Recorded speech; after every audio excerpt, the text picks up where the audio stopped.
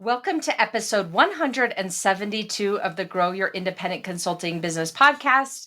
This is Melisa Liberman, and today I am so excited to introduce to you Abbie DuBois. She is a client of mine. We recently finished up our 3-month intensive coaching process, and she's going to share with you the most amazing story about how she really went from having no pipeline whatsoever to, and a slight shift in her business model, to turning away 2 clients and 2 or 3 leads in her pipeline, all through a process that she named it a blitz. You might have heard me talking about it on episode 156, which is the 3 lead generation modes as a sprint. So as a sprint or a blitz, she's going to share with you what she did to create these massive results in 45 days ish, and what she did to really optimize and overcome blockers as she hit them. And then ultimately, what led to her success and what she's been doing since then,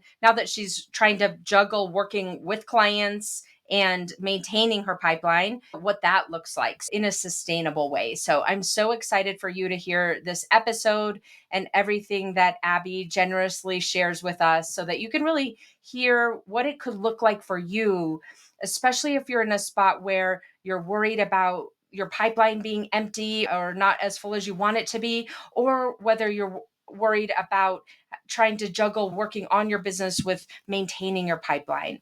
This is the episode for you if you've got all of those things on your plate in terms of owning your business. So listen in and we'll get started.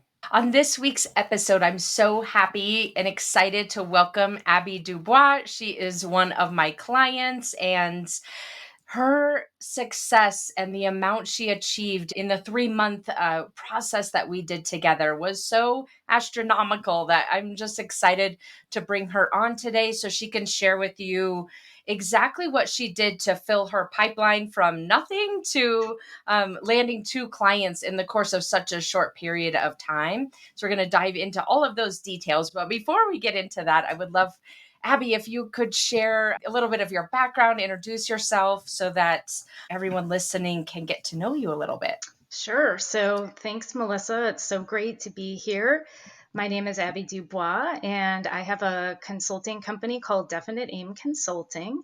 And at Definite Aim, we help mostly healthcare clients. So talking about health plans and physician groups, do a few things. First, we help them craft highly actionable strategic plans. Second, we really focus on helping them execute complex program rollouts. So they could be regulatory programs or vendor programs or internal programs. And then lastly, we help them diagnose and repair performance issues. They could be operational issues, they could be staffing related issues, right? So there's usually more than one cause to a problem. So we really help sort of holistically diagnose and repair those types of issues.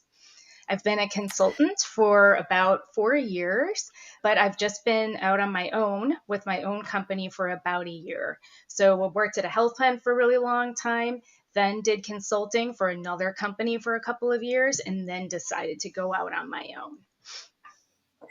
So many different angles we could take here, but let's start off, Abbie, and tell us a little bit about where were you at in your business when you decided to go out on your own, and what your pipeline looked like and why you think it looked that way, and just kind of set the stage here about what the before looked like in essence, and then we'll talk about what you did to fix that. Sure. So I had been out on my own for about 8 months, and I was still doing a lot of subcontracting projects. So I was still working under another consulting firm's umbrella, doing multiple projects, and that kept me busy through the end of last year.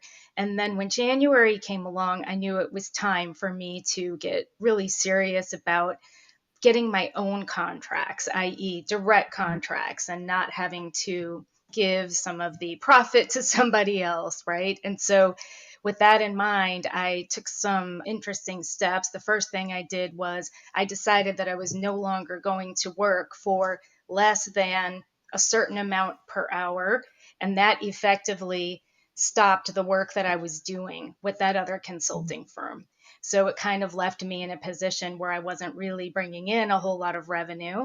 And I, knew that I needed to get serious about filling my pipeline because it was empty. So it Yeah. was pretty much empty when I stumbled across your podcast and started listening to all of your content, and then that was quickly turned into working together. So when you and I first met, my pipeline was pretty dry. Yeah. Okay. And tell me, what were your thoughts about your ability to fill the pipeline and what you thought would be required in order to, what kinds of things do you think you needed to be put in place in order to fill the pipeline? I think it'd be so valuable to hear kind of what was going on in your mind and for that background, and also to really normalize it, because I think so many consultants, anticipating what you might say, so many consultants face these similar challenges. So if you're willing to share with us what was happening kind of under the hood in your mind about that pipeline and what you were going to do to fix it, I think that would be amazing. Yeah, I mean, first of all, I think I had it in my mind that I had to have a bunch of things packaged and baked in order Mm. to begin filling my pipeline. And when I say that, I mean, I thought I had to have the perfect specialization. I thought I had to have the perfect website. I thought I had to have the perfect marketing pieces. I thought I had to have all of these things that I didn't think that I had, right? So I thought that I needed to have all of these things in order Mm. to start generating leads. Yeah. So then as you started down the path to start generating the leads, let's kind of work our way backwards if we can, Abby, and tell us what you ended up creating in your pipeline, and then we'll back into how you did it, because it's such an amazing process that you went through. So tell us first, what did you create in the pipeline? Yes. Well, I ended up creating my first direct contract, which was a 6-month contract. And it's still happening, right? And so that was the first huge thing that came out of it. And then there was another project that I also got out of my process that came, it's another subcontract, but it's through a different firm, right? Yeah. So, and then in addition to that, I also had 2 more opportunities that I actually turned down during the Mhm. time that we were working together. So it was really like 4 opportunities that came out of the process that I had put together. Yeah. In what period of time, Abby? What was that? Remind me. It took about, I would say, 45 days Yeah. to get from 45 zero to days. that. 0 to 4 opportunities, 2 that you turned down and 2 that you took on, Correct. which I think is just such a testament to, and we'll talk about how you did it here in a second, but it's just such a testament to when you're really focused and wanting an outcome and being able to believe that it's possible and putting in the work, even though it was uncomfortable, that it's really possible, that it doesn't. So many times I think consultants get tripped up with, well, this is a long sales cycle, and it doesn't have to be. So one of the reasons I wanted to bring you on today is just because what you did in such a short amount of time can be such an example for other consultants. So now that we know the outcome, now let's back into it. So tell us, what did it look like? How did you get to the point where you created this pipeline Okay. Well, and ultimately yeah. clients? So we started working together, and as we were getting ready to start our coaching process, I was going through your book, which is amazing, by the way. Take it with me everywhere I go. And then I was also going through your past episodes and your blog posts, and I stumbled across, it looked like you had a client or maybe several that had done a networking challenge. Mm, And that sounded like exactly the type of thing that I needed to do, a challenge or a networking blitz, right? And so I had decided, I think it was, again, more or less right when we started working together, that I wanted to set up a networking blitz for myself. And so that's what I did. I decided that I was going to talk to 40 people in 4 weeks. And then I just started reaching out. It was mostly people in my network, a couple of new people that I had met on LinkedIn, but it was mostly people that I already knew. And I just went to work on reaching out and just scheduling the calls. So yeah. when it came down to it, it was really just about focusing on getting the calls under my belt versus Mm. worrying about what was I going to say, and did I have all of the perfect things rehearsed, and did I have all of the pieces created. The challenge was just having the calls. And when I reframed it for myself in that way, it suddenly felt so much more achievable. And again, the success metric was, did I complete the calls, right? So I was able to release a lot of the self criticism and judgment about, again, how did the calls go, and what did I do wrong, right? But it was more about, did I have the call, right? And Yeah. if the answer was yes, I had the call, right? Like, then to me, that was already a win. And of course, we fine tuned some of the things that I was saying and doing in the calls along the way. But for me, it was really helpful just to see it as, just get the call. Just get the call. I think it's such a valuable perspective, Abbie, for you to share with the listeners, because so many of us want to make sure that we're using our time productively and we don't want to be wasting our time. And so tell us a little bit more about, how did you disconnect that idea from just having the calls, and were you trusting that they would turn into something? Or kind of tell us more about how you got to that space, because I think that's a really challenging headspace for most of us to get into. Yeah, yeah. I mean, and I struggled with that a lot too, right? And in the past, right before we started working together, I struggled a lot with, what's the ROI of me Mm. reaching out to these people and having these calls? Like, am I doing it right? Am I going to get a return on this investment, right? And again, with setting the networking blitz up the way that I did, I just decided to, like, put all of that aside, because at the end of the day, I realized that it is a numbers game. It is, Mm. especially when you're first starting out. You have to talk to a lot of people. There's just really no way around it. I mean, I Yeah. think so. It's like, even just thinking about it that way, if I set up enough calls, one of them might turn into something, right? And that's exactly what happened.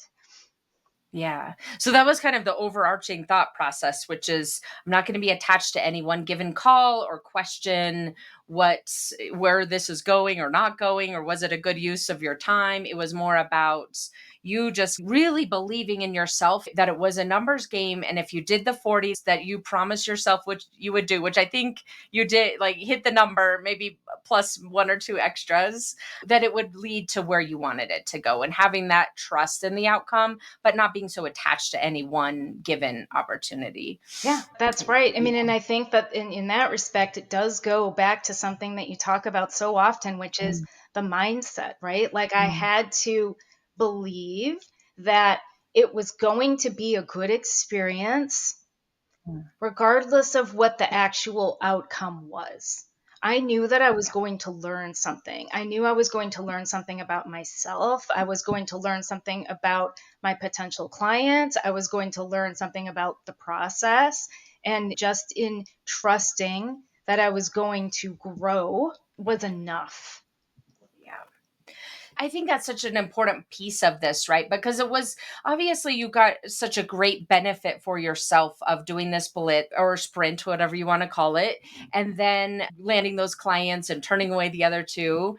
But let's talk a little bit more about the intangible impact for you. And you touched on it, like some of the byproducts, like the clarity around, after having so many of those conversations, the clarity that you got. Like, tell us a little bit more about what that looked like. Yeah. So as I was having the calls, I started to notice a few things. I started to notice where my energy was going in the calls.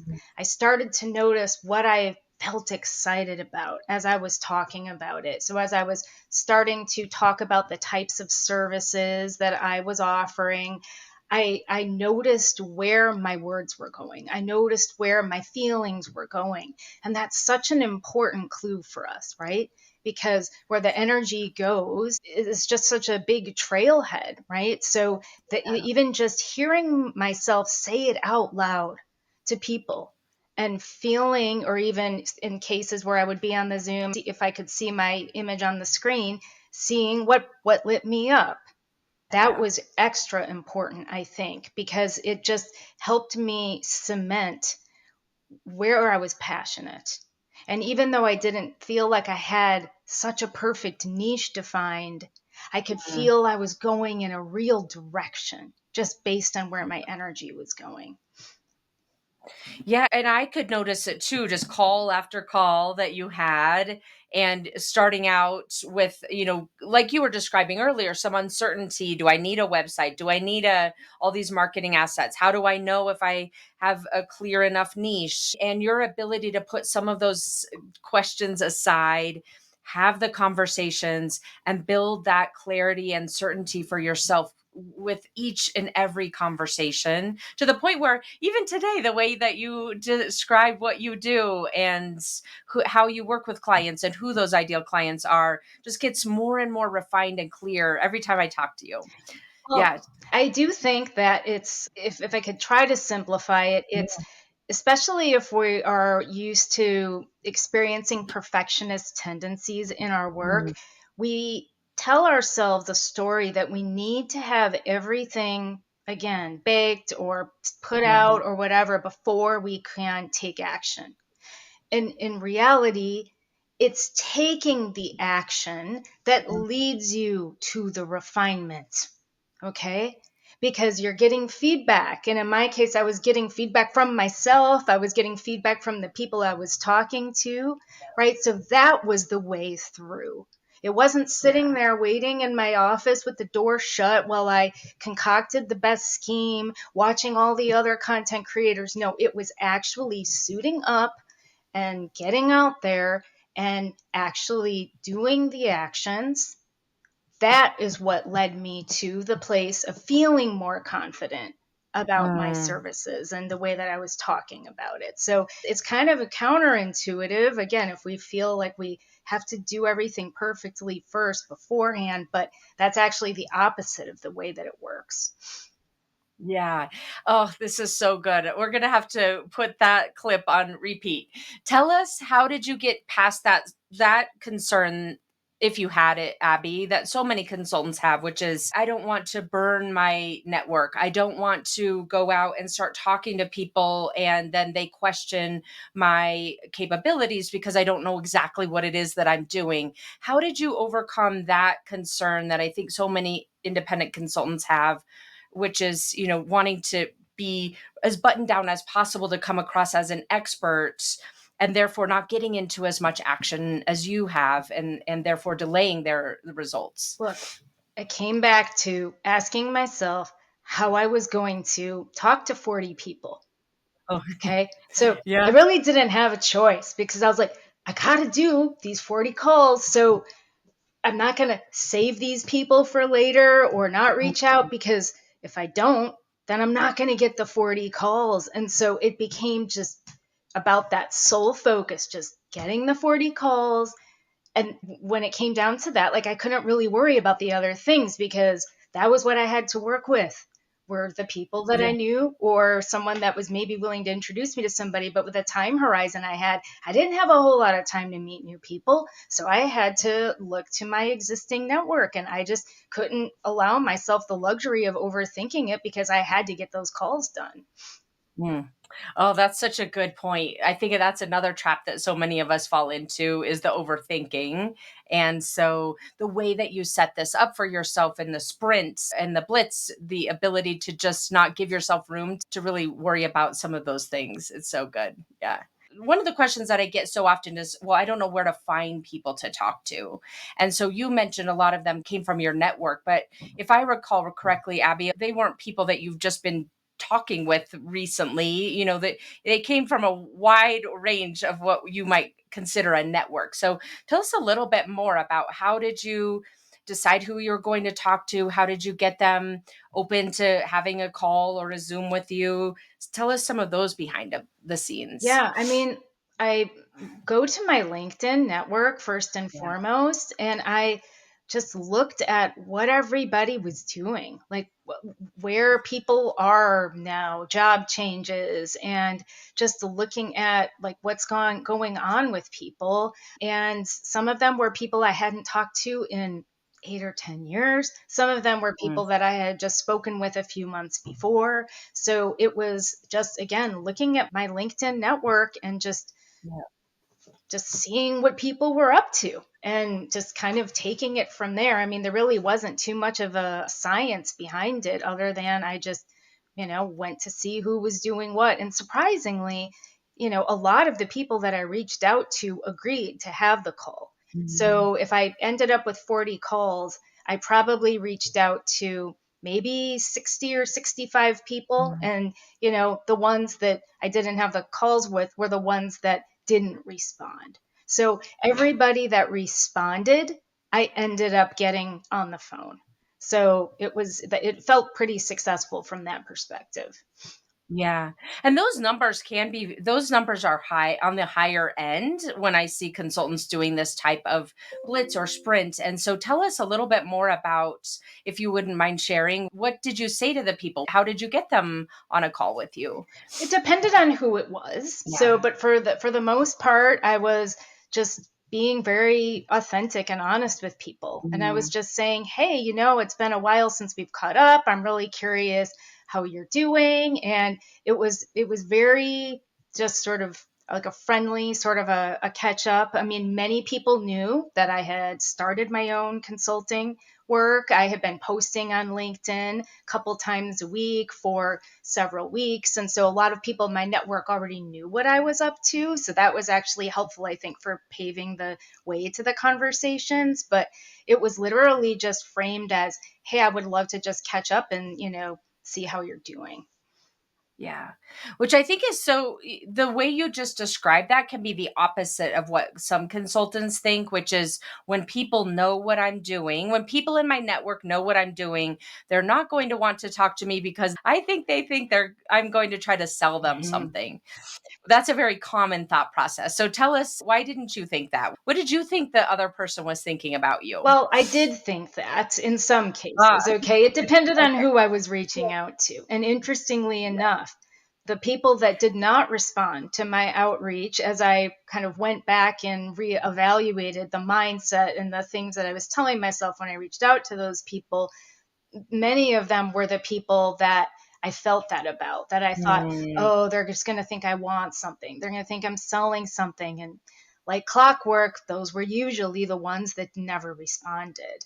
So you amazing. helped me, Yeah. right, throughout that process as I was in it, right? You helped me with the mental modeling and some of the tools and the mindset work, right? Because I did brush up against that, absolutely. But I had to work through it. And for the ones that never responded, okay, I can try reaching out to them again in the future, maybe with a different mindset.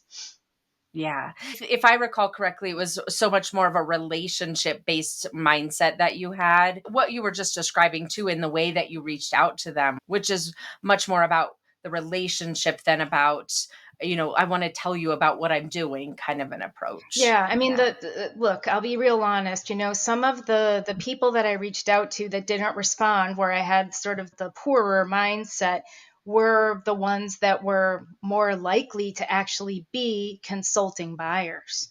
And so I Mm, had in my head that, oh, they're this big executive. And the last time I worked with them, I was a director at my former company, and, they're not going to have time and they're going to wonder, right? And so, but for the people that I was reaching out to that maybe weren't necessarily viewed as much as the decision makers, those calls just felt a lot easier because I felt like, oh, I'm just connecting with the person and I'm just getting curious, and I'm not getting myself all worked up about the fact that they're potentially a consulting buyer. And so I had better make sure that I say and do everything right. yeah. And if I recall, Abby, one of the tools we used was just transferring those thoughts you had about the people that felt quote unquote safer to talk to over to the other people that could potentially be consulting buyers, because you could think the same thoughts about both groups, right? One is kind of safe and easy to talk to, and one might be a buyer, so you better be buttoned up. When you started really graying that line, if I recall correctly, it became so much more effective for you. Does that Tell us more about that. Yeah, so one that actually ended up becoming a client, that was my first direct contract. That's exactly what happened. So I did Mhm. reach out to this individual. I knew that they were a decision maker. I knew that they had recently changed jobs. So they were in a new organization, new title. And I didn't even really know the person all that well. But I literally just took straight from my mental model and said, hey, maybe she wants to hear from me. Maybe they have something that they really need help with. It's possible that she is really needs somebody right now. And boom, there it was. Yeah. So the it's possible method, right? Which is something that you talk about a lot in your coaching and in your podcast as well, right? Just putting that little piece in there. It's possible that she needs help. It's possible that she needs a sounding board. It's possible that she's happy to hear from me. And that's exactly what happened. Yeah. That's the biggest shift right there. One of the biggest shifts, which is it's possible she wants to hear from me versus she's not going to want to hear from me because she thinks I'm selling her something. And isn't that fascinating to be able to unlock a door like that just from a simple sort of mental redirection? But I love the experience that you've had and your willingness to share it, because to see the difference that you got from when you were executing from one mindset versus the other mindset really just helps to illustrate how much of a difference that the way we think matters in our I mean, it's results. it's everything. It really is. Yeah. I mean, having all of the other things in place can certainly be a confidence builder, and they're certainly convenient, right? So if somebody does want to see your marketing piece or whatever, it's great to have it, but that is not what creates the confidence. No, no. The action creates the confidence Yes. and the thought process from which you're taking the action.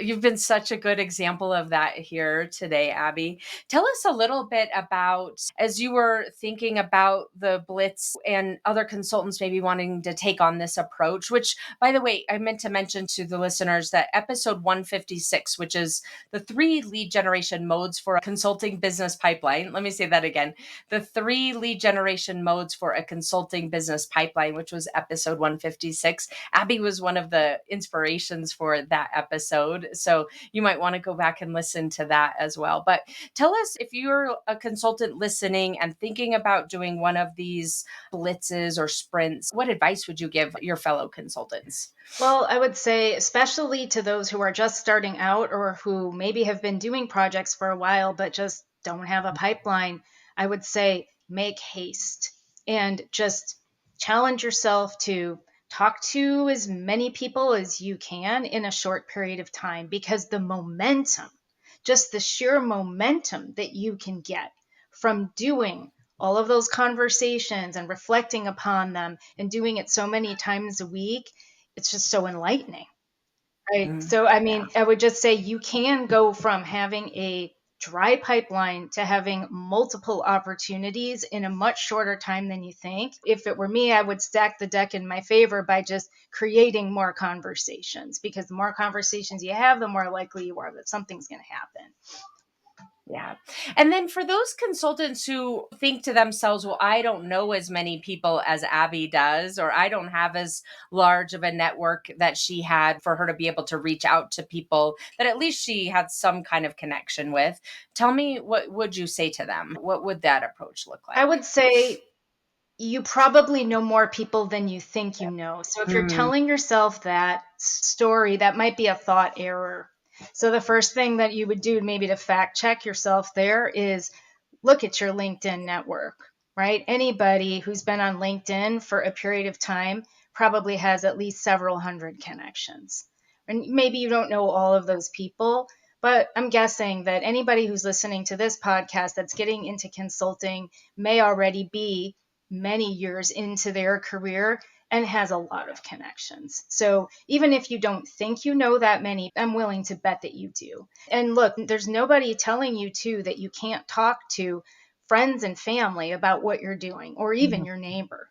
Okay, because the mm, truth of it is, you don't know where an opportunity is going to come from. You don't. But the more that you start talking about what you're doing in the right context with people, the more likely it is that again, something is going to come out of that conversation. So if you think that it's got to be only a certain kind of people through a certain platform, I would say just debunk that, right? And even just look at your contacts in your phone, right? Mm, You know a lot of yeah. people. I know you do, right? And so maybe just, again, sort of question yourself if that's the story that you're telling. Yeah, I love that so much. That's one of our first steps, right? Let's just get the facts here before we make a strategy against it. Because so often we lie to ourselves in some form or fashion, not intentionally, but just lying to ourselves because our brain is several steps ahead in the process, and it knows if it can get past the step of I don't know enough people, then you're going to have to start calling the people, and it doesn't want to do that. So it kind of protects you from in that way. If you're shift gears for a minute, Abbie, one of the things that you've shared with the audience that I think they would really want to know more about is how did you decide to turn those two clients away? And how did you have the confidence to do that? Because most of us want to take a bird in the hand, right? Better take all the clients we can get when we have them, just in case we never, things dry up. So tell us a little bit about that decision making process if you're game to. Right. Well, in both cases, both of the opportunities would have interfered with my ability to deliver for the two contracts that I had Mm, just entered into. So maybe I'm too much of a realist, but the mm, pie is only so big, okay? And yeah. even if you want to work your behind off for a period of time, and who knows what that is for you? Is that 50 hours a week? Is it 60?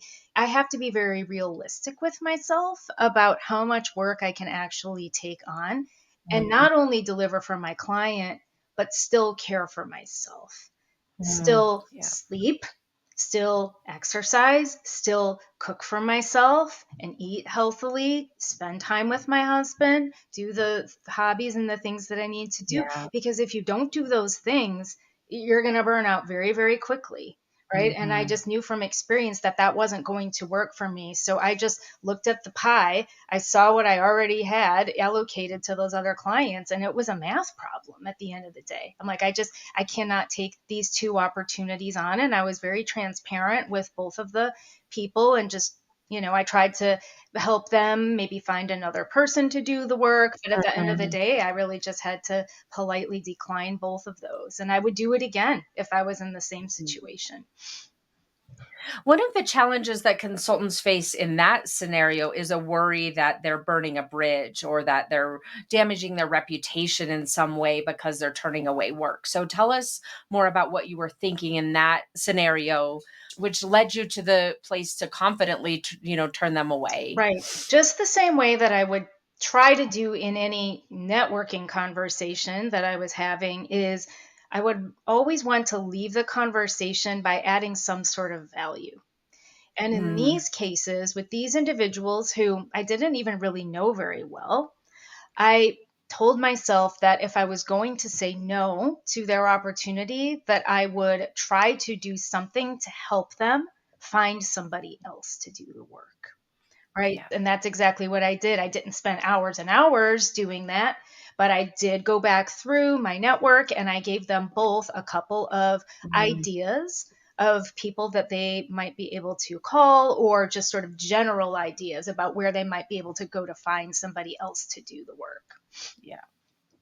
Which I think is so valuable, right? Because one of our goals as a consulting business owner is that we generate demands. And when we get to this situation where we have more demand than we can handle, which was the scenario you were in, we have a plan about what we're going to do that. Because sometimes we get into the headspace that we should just throttle the demand in order to try to fit it perfectly into our capacity. But then we end up creating a dry pipeline again, or gaps in revenue or in cash flow issues because of that. And so the example that you share is such a testament to just knowing, look, I'm going to give them value. What I didn't hear you say is I'm going to take ownership of making sure they find the perfect consultant for them. You gave them more options and effectively let them know that the timing wasn't going to work out, and didn't let that become a barrier to you creating demand that it does for so many of us. Look, and here's the thing. It's like even just taking that extra step that I took of Mm, helping to identify maybe another person to do the work, yeah. most people aren't even going to do that. So, like, Yeah. don't worry about ruining Yeah. your reputation if you're adding value. Like, if you can't Yeah. do it, you can't do it, but at least do something, contribute Yeah. something, make a small deposit into the bank of the universe, as I like to call it, right? Because Yeah. then, when it comes time that you need to take something out of the bank, right, it will be there for you. That's what I firmly believe. So even just doing that little bit that I described, I believe is more than most people are ever going to do.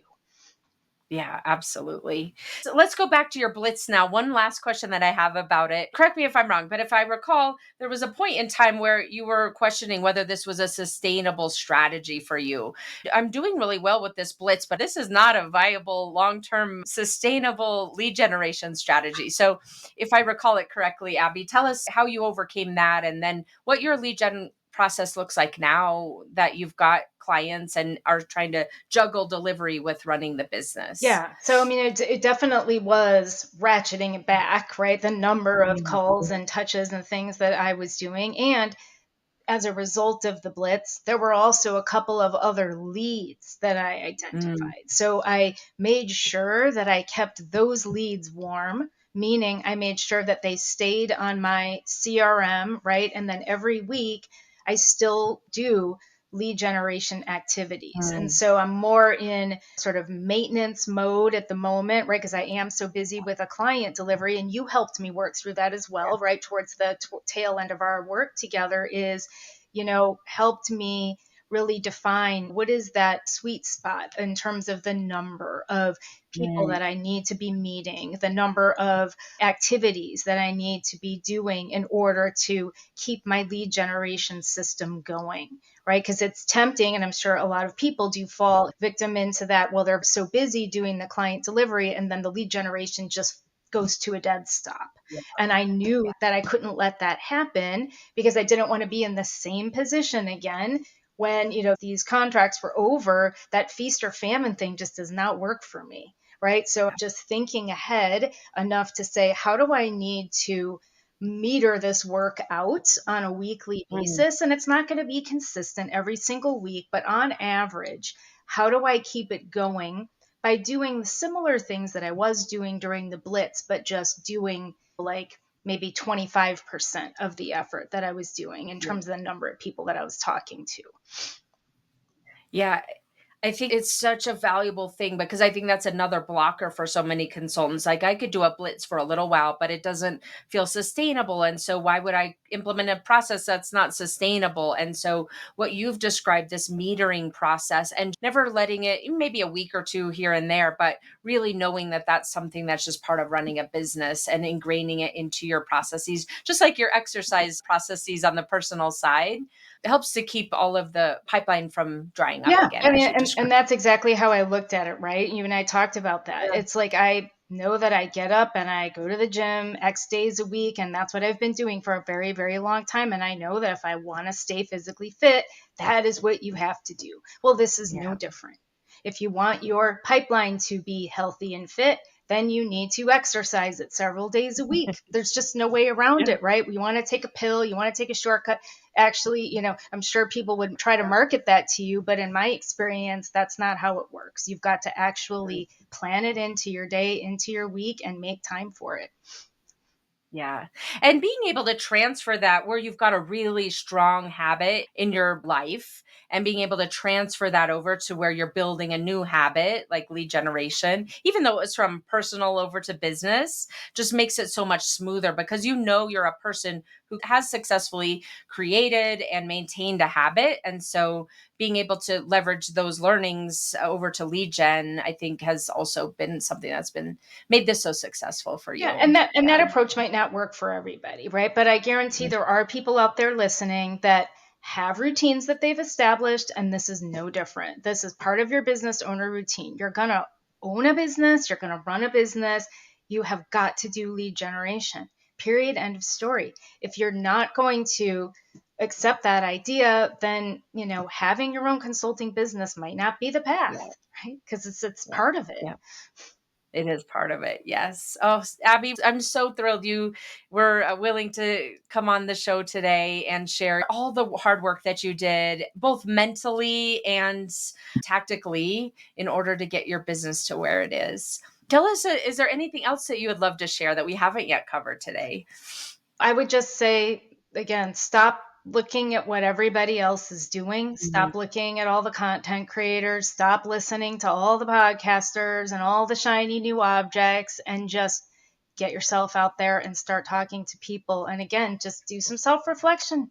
Just Yes. see how you feel, see how it goes. And obviously, if you need help, Melissa's an amazing coach, but there are lots of other, mentors and coaches too, right? So I would say get help, right? Get somebody, a trusted resource that can sort of help you see things clearly, right? Because sometimes we get caught in the spiral of our own thoughts, and without having somebody like a coach or an advisor to help you sort of right size what's really happening, it can be very difficult. You can get very lost in your own head.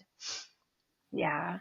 And just please take Abbie's advice, even about this podcast. We don't want you to just listen to it and then go about your day. At the end of every episode, just really encourage you. And I want to use Abbie's example here today that she just gave you, which is go put this into action.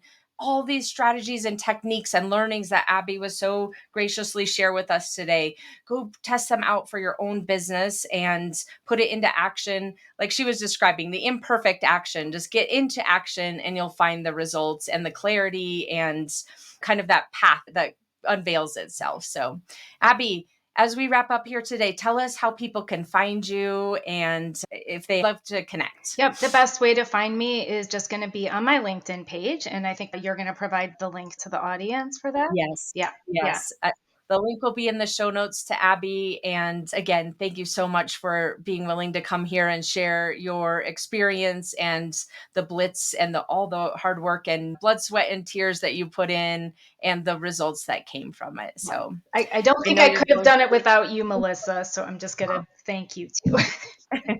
Thank you. I appreciate it. So good working with you, my friend. Well, thank you for being here. And I look forward to seeing you again next week. Take care. Thanks for joining me this week on the Grow Your Independent Consulting Business podcast. If you liked today's episode, I have 3 quick next steps for you. First, click subscribe on Apple Podcasts or wherever you listen to make sure you don't miss future episodes. Next, leave me a review in your podcast app so other independent consultants can find and benefit too. And finally, to put the ideas from today's episode into action, head over to melissaliberman.com for the show notes and more resources to help you grow your consulting practice from your first few projects into a full-fledged business. See you next week.